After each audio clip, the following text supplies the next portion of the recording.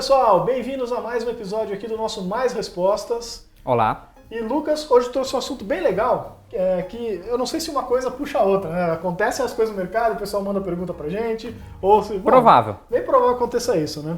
Pode ser tanta coincidência assim.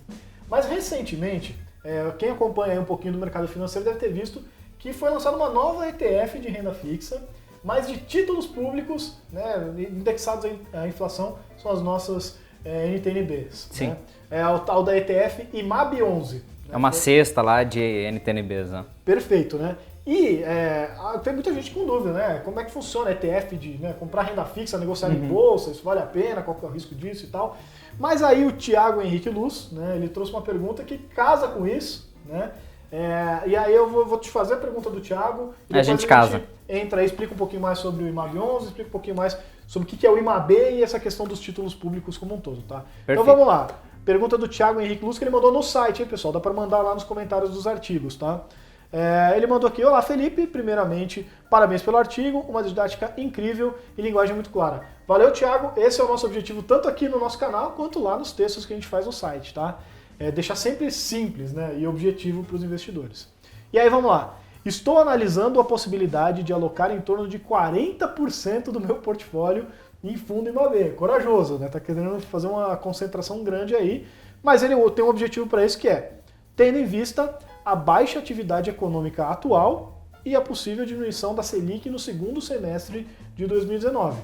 Pode acontecer, pode não, né? Hoje temos fundos como o do BTG Pactual, com taxa de 0,2% ao ano, o que acho justo pelo produto. E aí a pergunta final que ele coloca é: no atual cenário, existe algum risco a mais para ser ponderado, né?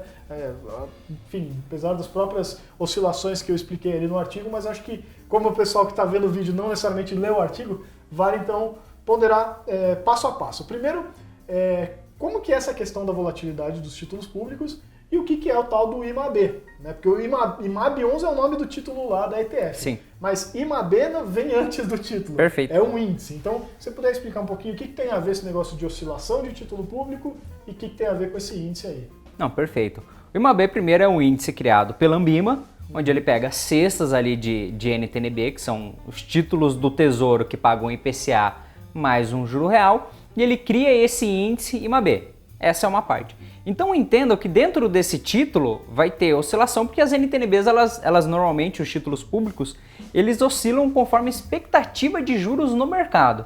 Então imagina o seguinte: poxa, a gente tinha até 2 anos atrás a taxa de juros em 14%, nossa taxa de juros hoje está em 6,5%. Então aconteceu, como a taxa de juros caiu muito, esses títulos eles se valorizaram, porque imagina que tinha título lá dentro pagando algo como, sei lá, exemplo, tá? IPCA mais 8. E dali um ano, esse mesmo título com o mesmo vencimento está pagando IPCA mais 5%, ou seja, 3% a menos mais ou menos, IPCA mais 8 para IPCA mais 5%. É natural que se você tem um título que ele paga mais, logo ele rende mais. Se ele rende mais, ele se valoriza. Então o que aconteceu do ano de 2016 até agora o ano de 2018 e 2019, o IMAB ele se valorizou muito, porque ele estava com uma cesta ali de títulos que estavam com taxas muito atrativas, então, consequentemente, com os juros caindo, esses títulos eles se valorizaram. Beleza, esse é um ponto. Dentro da pergunta que ele fez, ele falou: olha, a gente tende a ter uma economia mais fraca, o que deve levar a taxa Selic cair ainda mais, ou seja, tentando surfar essa onda ainda da queda dos juros e essa valorização que esses títulos podem ter. Aí eu te digo uma coisa, pode acontecer o contrário também. Ninguém sabe, né? A inflação já está próximo da meta. Exatamente. A taxa de juros ela pode voltar a subir. Não é? O juros futuro, o risco do Brasil, ele pode aumentar em muito. E detalhe, se tem um risco maior, logo o juro ele tem que ser maior. E se os juros subirem, vai acontecer o efeito contrário. Lembra que os juros foram caindo e foram se valorizando? Se o juro futuro subir, vai acontecer desse título se desvalorizar. E se você ainda colocar 40% do patrimônio nesses títulos, o que vai acontecer? 40% da tua carteira vai ficar puxando o teu portfólio para baixo. Então tem que pensar muito bem que pode acontecer, na verdade, o contrário, que é algo muito sensível. Você fez algumas perguntas, acabei até esquecendo, mas está correlacionado com isso aí.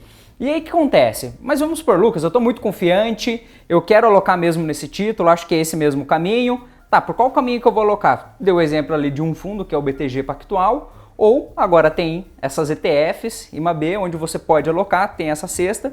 E posso até adicionar mais um terceiro, né? Claro. Comprar o próprio título, né? Pode comprar o próprio título. Comprar NTNB. É verdade, você pode ir direto no site do Tesouro Direto, você mesmo ir lá e comprar. Tem essa alternativa também. Vantagens de você aplicar via fundo de investimento e via ETF. Eu entendi que você está querendo fazer como se fosse um trade ali, ou seja, comprar esse título, aproveitar que os juros vai cair, essa valorização do título e depois sair. Bom, se você entra em um fundo de renda fixa, você tem um imposto de renda que começa com 22,5% e depois de 2 anos vai para 15%. Ou seja, se possivelmente você vai pegar a taxa de um imposto que vai estar lá em cima, eventualmente em 22,5%, eventualmente em 20%, se sair antes de 1 ano. Então você vai acabar sendo penalizado ali pelo imposto, tendo que pagar um imposto alto. Segundo ponto de você entrar via fundo de investimento nessa estratégia é que você vai ter o come cotas a cada 15 dias, diminuindo um pouco... Meses, né? A cada 6 meses, perfeito. Não sei porque eu falei 15 dias. A cada 6 meses, diminuindo o efeito do juros sobre juros. Então tem esses contras, você vai poder ali, normalmente esses fundos, ele tem a liquidez D+1, D+3, então você consegue sair relativamente rápido. Então essas são as desvantagens, mas você vai surfar ali a valorização do título. Se você fazer via ETF, que é negociado em bolsa, você vai ter a liquidez ali em 2, 3 dias quando você quiser vender. Outra coisa que você vai ter já é o imposto fixo de 15%, porque o imposto de ETFs é de 15%. Você não vai ter também a tributação do IOF, né, porque em fundo de investimento tem IOF, o imposto, dentro de 30 dias. Dentro da ETF você não vai ter. As taxas vão ser muito parecidas, pelo que eu vi, do que é negociado hoje de um fundo que vai ser negociado nessa ETF. Então ele tem seus prós e contras. Talvez via ETF vai ser melhor para esses pontos que eu levantei de come cotas, de IOF, de tributação que você vai ter. Então talvez ETF vai ser melhor. Ou, que nem o Felipe comentou, você vai poder eventualmente alocar direto dentro dos títulos. Qual que é a vantagem de você alocar direto dentro dos títulos? Você vai ser o gestor da tua própria carteira. Você não vai pagar taxa ali para ninguém, você mesmo vai alocar, você decide quando você entra, você decide quando você sai. Quando você está no... escolher o título, né? Se quiser um título com uma duração maior... Exatamente. Agora, quando você está numa ETF, não está nas tuas mãos isso. Quando você está dentro de um fundo de investimento, é o gestor que também vai escolher quando fazer isso. Então você perde ali um pouco da tomada de decisão. Perde um pouco não, perde bastante, né? A única decisão que você vai ter é quando você vai entrar e quando você vai sair daquela estrutura completa. E isso não necessariamente é ruim, né? Se você realmente sabe o que está fazendo, você realmente já domina bastante dessa questão de curva de juros, né? Da questão de juros futuros e a precificação dos títulos, de repente, né? Não faz sentido você mesmo ir lá e comprar os títulos e tudo bem. Agora, se você está indo de primeira viagem e nunca fez isso na sua vida, às vezes é melhor comprar uma carteira que no mínimo está diversificada ali, né? Não vai sofrer tanta oscilação quanto um título sozinho, né? Exatamente. O gestor ali vai estar fazendo alguma gestão de riscos dessa questão. Então aí às vezes é melhor ir através de um fundo, né? Exatamente. Então eu sei que você queria uma resposta objetiva, mas a resposta depende. Então se você acredita que de fato vai cair, sim, é uma boa estratégia, mas é importante ressaltar que pode acontecer o contrário, dentro do comentei. E dentro dessas estruturas, ETF, fundo de investimento, ou você investir direto no título, você tem que ver que é o mais vantajoso, vai depender ali dos teus objetivos e você vê o que faz mais sentido, que você já sabe já o prós e contras de cada um.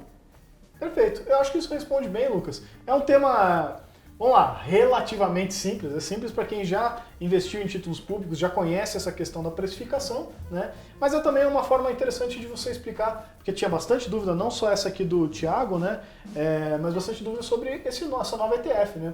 Do IMAB 11, IMAB 11, não sei como é que o pessoal está chamando. Mas e aí você esclareceu essas diferenças entre tributação, entre custos e tudo mais, né?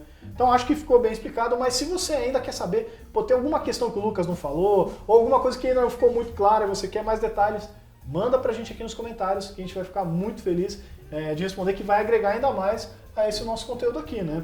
E também, se também não quiser mandar aqui no YouTube, manda lá no nosso site, chat, faz comentário em artigo, ou até manda para contato@maisretorno.com, que a gente vai receber e vai te ajudar nessa sua dificuldade. Perfeito.